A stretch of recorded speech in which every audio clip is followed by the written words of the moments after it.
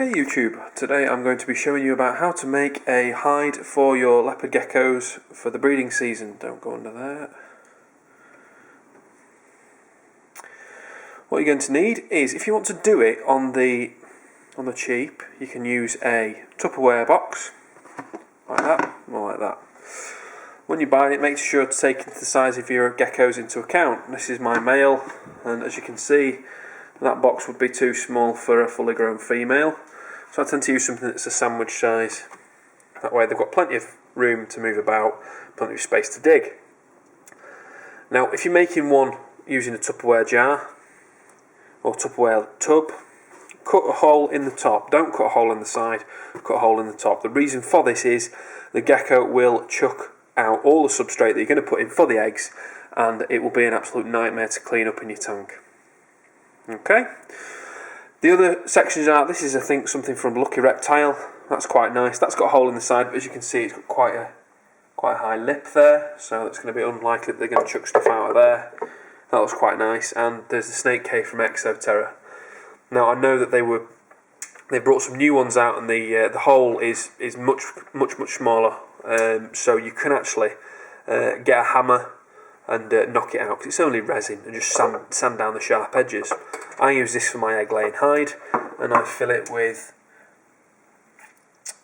sphagnum moss. Sorry, I couldn't remember what it was called then. I fill it with sphagnum moss.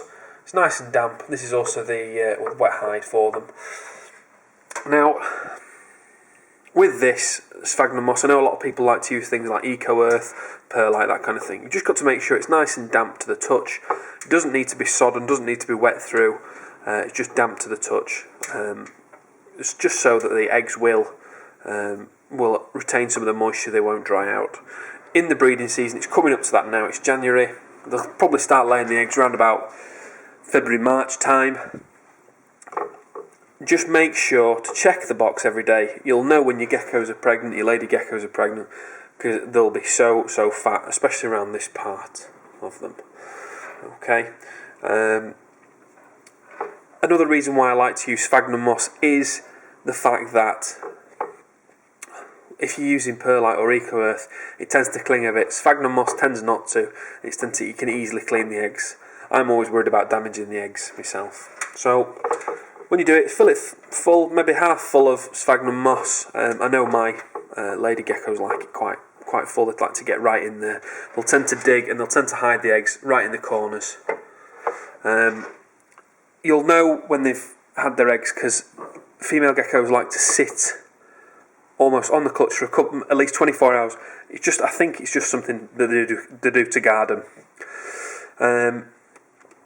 That's burning, obviously he's off.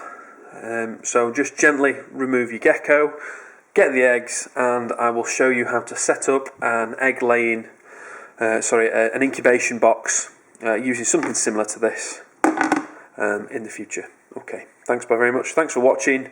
If you like it, like it. If you don't, tell me what's wrong, and subscribe. Thank you very much. Bye bye.